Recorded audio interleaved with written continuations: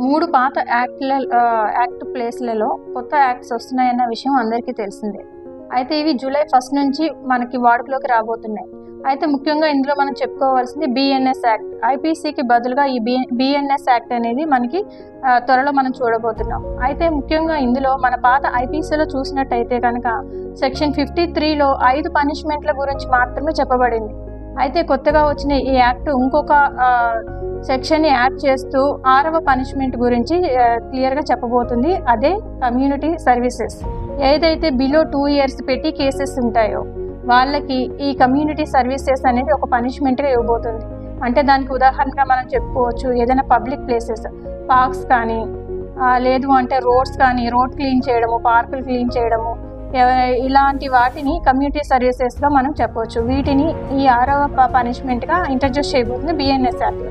అయితే ఇది ఎలా ఉండబోతుందో